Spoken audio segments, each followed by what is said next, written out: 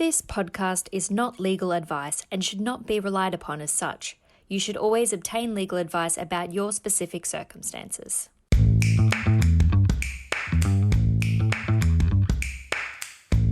Hello and welcome to our Smarter Lawcast podcast series on being ESG Wise. My name is Meg Lee and I'm the co-lead of Hall & Wilcox's Environmental, Social and Governance ESG industry group. I'd like to start by acknowledging the traditional owners of the land from which I'm speaking today, which is the Wurundjeri people of the Kulin Nation, and pay respects to elders past, present and emerging, and to any Indigenous people listening today. Well, today I'm joined by my colleague, Jacob Ewlands, Jake, to discuss the latest in greenwashing. Welcome, Jake. Thanks for having me, Meg. Excellent. Now, Jake, greenwashing is attracting close regulatory scrutiny. There's been a lot of media releases and a lot of noise going on. So today we wanted to have a bit of a chat about what's going on. Both ASIC and the ACCC have prioritised investigating and taking enforcement action in connection with misleading disclosures or marketing in relation to ESG issues. So to start with, can you give us an overview of what the regulators are focusing on specifically in this area? Sure, and perhaps I can start by explaining what's meant by greenwashing from a regulatory perspective and why this is a key regulatory priority.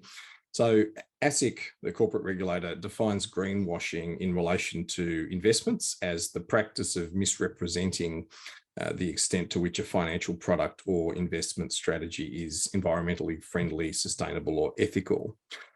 So it's important to note that misrepresenting in this context doesn't necessarily involve a conscious or deliberate misstatement. So a company may have a genuine belief that a statement concerning, for example, its sustainability targets is truthful, but may nevertheless be taken to have breached the law if there's an insufficient factual basis for that statement insofar as it concerns future matters. Now, ASIC's noted that the global trend of capital markets following sustainability concerns and with ESG risks and opportunities becoming increasingly important to investors and other stakeholders. So, as you know, Meg, ESG investments growing very rapidly, and sustainability labelled investments have more than doubled in the past few years in Australia alone. And there's been some projections about ESG assets being forecast globally to exceed $52 trillion by 2025, which would make them comprise a third of total assets under management. And it's been exponential, hasn't it, the growth crazy in the last few years? Yeah, with that increased demand for and availability of ESG financial products comes this greater increasing risk of greenwashing. And for example, there's been concerns raised that some 40% of net zero claims made by businesses internationally are false or inaccurate, and regulators are concerned that this might be even higher in Australia. I think, that's definitely been one of the real triggers, I think, for the focus on it, because there's so much pressure to announce these net zero targets, yet, there's a lot of scientific uncertainty and how people are actually going to get there. So making those sort of predictions and targets needs to come with a warning, doesn't it? Well, it does. And the regulators are very attuned to this risk. And in recent times, ASIC, for example's released its 2022 to 26 corporate plan, and last month updated its list of enforcement priorities for 2023 to specifically call misleading statements concerning sustainable finance and greenwashing in particular, as well as other misleading conduct concerning investment products and superannuation, which can also encompass similar ESG considerations. So it's not just the ESG funds, it's other funds that might be disclosing their ESG screening process, for example, or...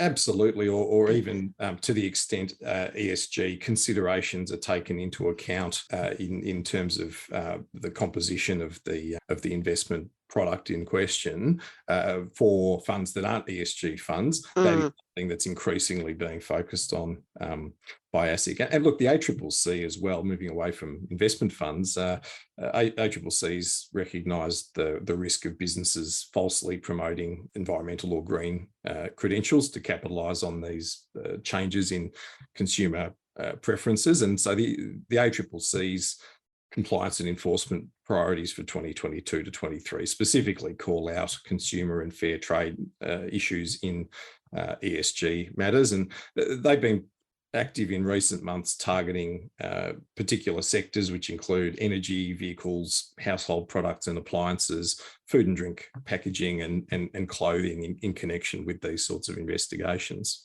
So they've announced their priorities and started investigating, but what sort of guidance have they been giving to people? Yeah, so look, the general statements that the regulators have been making about their concerns are around the use of broad terms like environmentally friendly, green, ESG, sustainable, and regulators have indicated that they are concerned that those types of claims around products are vague and generally lack content.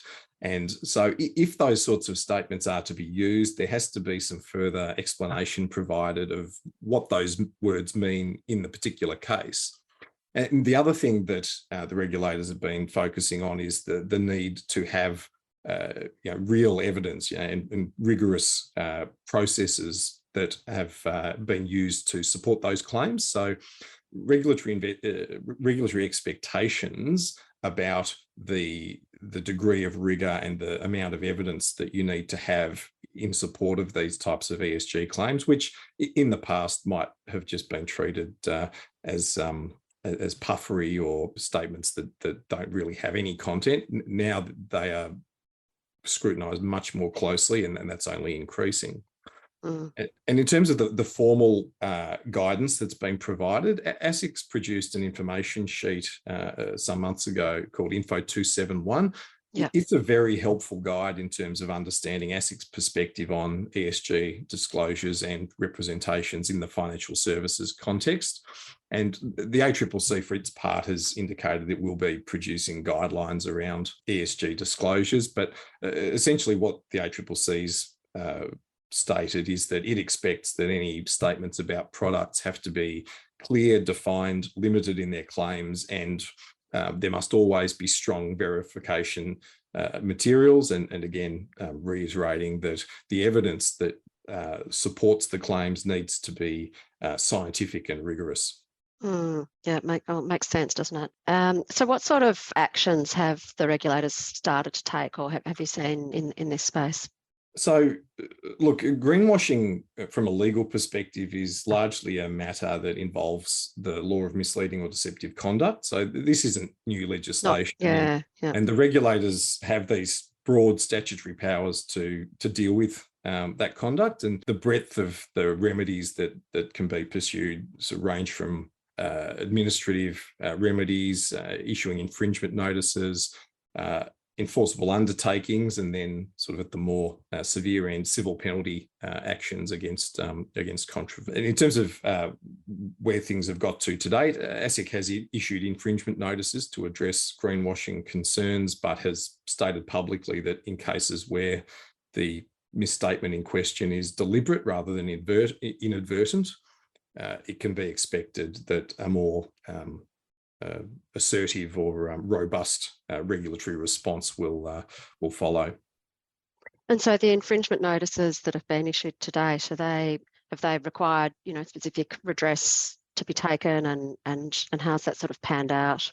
Yeah, so the infringement notice process is essentially colloquially known as speeding fines. So they're a relatively low-level remedy in the sense that they provide an opportunity for the regulator to impose a sanction, which is the payment of a fixed amount for the particular conduct in question, and then the payment of that infringement notice by the regulated entity constitutes the resolution of ASIC's concerns in that regard. So on the scale of, I guess, seriousness, it's a lower order remedy, but nonetheless, it's something that a lot of businesses and funds would be particularly concerned about, because these types of issues tend to get a lot of publicity, which can far exceed the financial impact of the fine being imposed. And do the infringement notices, I'm just thinking about, I'm from the environment and regulatory perspective usually require some action be taken as well to address the issue that's being penalised. Do the notices do that, or is it just a consequence of you've been pinned for this action? So it makes sense to fix it before you get pinned again, or how does that work? A lot of the time, but by the time it gets to to the issuing of an infringement notice, the conduct's already been addressed in terms of disclosure documentation's been amended, supplementary PDSs have been issued for financial products, ads have been taken down, so on and so forth. But there is, of course, scope for ASIC and indeed the ACCC to engage with the regulated population to enter into enforceable undertakings. So enforceable undertakings would be typically a way that ASIC uses these enforceable undertakings to guide future action as opposed to penalising past action.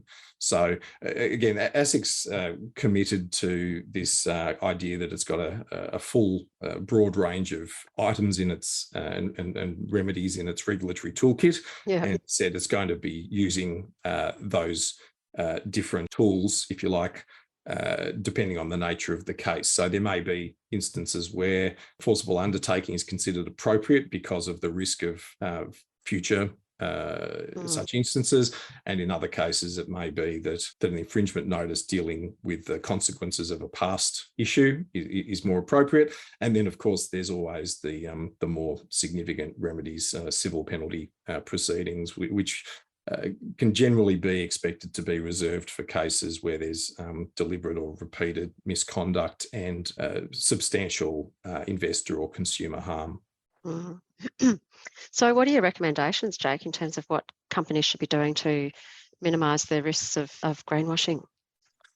Look, I think firstly, recognising that this is such a rapidly changing space, and what that means is that you need to keep up with public and regulatory expectations, and including being across developments with respect to international standards. And the point there is to recognise that something that might have been acceptable 2 or 3 years ago in terms of how you describe products and that sort of generality, you can't assume that will be the same now. And similarly, what is appropriate or considered appropriate now might change in a couple of years' time. So continuing to watch this space and being aware of how these expectations are changing. Bear in mind, these aren't changes to the law. They are simply changes to the expectations which inform the way in which the regulators in this context are approaching the question of whether there's been a contravention or not. Yes, so it's kind of like the industry standard is improving, the benchmark is improving, so that's right, and the regulators, the regulators, I guess the scrutiny that gets applied increases as those as the industry standards change. The other thing I mentioned, Info 271. So in terms of actions that can be taken, that information sheet provides a number of useful questions that can be used to consider when offering or promoting sustainability related products. So things like, is your product true to label? So in the financial product context, that would mean that investors and regulators as well expect a product label to align with the underlying investment strategy. And insofar as there is a misalignment, that needs to be addressed. Use of vague terminology or jargon. As I mentioned, you need to explain what you actually mean when you're making a statement about a product in question. What are you intending to convey by saying that something is green? And critically, do you have evidence that supports the validity of the claim that you can produce to the regulator when you receive the please explain? And then another one of these questions that's posed in the info sheet is, are your headline claims potentially misleading? And what this means is that you can't necessarily rely on technical qualifications in the fine print, insofar as the overall impression that is conveyed by the use of a broad headline statement may be misleading, notwithstanding that the fine print notes that there are various exceptions and qualifications to the headline statement. So look, overall, I think we've got to a point now where legal oversight of marketing materials that include ESG claims or other representations is just becoming increasingly critical, and ultimately, when in doubt, seek expert advice. Yeah, no, that's great. Thanks, Jake. So any final points to wrap up? I think one of the things you really need to consider is that these sorts of statements, puffery statements about ESG issues and ESG terminology, words like sustainable, responsible, ESG investing, impact and ethical, all of those sorts of terms need to be put into their proper context, and it needs to be explained what you actually mean when you're making assertions of that kind about ESG matters, and do you have clear evidence to back up those claims. Pleasingly, ASIC in particular is making an attempt to engage at an early stage on these matters. So in the context of providing input on product disclosure statements for listed funds prior to the PDSs being issued, that proactive engagement, I think, will assist in avoiding the risk of enforcement action down the. But of course, enforcement action in this space is a clear regulatory priority as well. And look, just the last point is there's an interesting question about how misleading statements in relation to ESG matters can sound in a financial loss, because it may be the case that an investor has been induced to invest in an investment product that is said to be more environmentally or sustainable than it may otherwise have been. But what's the actual loss that's been suffered? Because you could potentially gain be in a position where there's a financial gain. Exactly. Right. And so, of course, consumer or investor loss isn't actually a requirement for the regulators to take action in relation to these sort of misleading conduct, but it's certainly a relevant consideration with respect, or should be a relevant consideration with respect to what action the regulators take in a given case. And that's one area that I think hasn't yet been really explored. So watch this space. Yeah, no, that's a really interesting point, but it is ultimately about consumers making informed choices. And I guess if you're not well in, or you feel you've been misled, then I guess it doesn't matter if you make a gain. If you make a gain, you've not made the choice that you wanted to make. Well, that's right. And certainly the regulators are approaching this from the perspective of it's not so much about whether there's been a loss, although that is a consideration.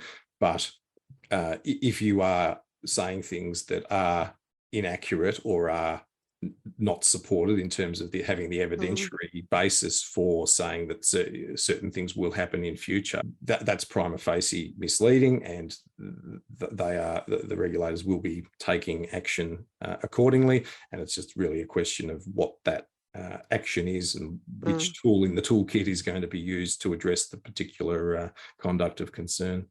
Yeah, and look, I think just to wrap up as well, that the more guidance that is released, we're looking at the discussion paper coming out on the climate-related disclosures, the more guidance internationally that there is, as you say, companies need to be on top of all of that and make sure that their disclosures meet those guidelines and follow those guidelines, because that is ultimately the best way of protecting yourself from being misleading.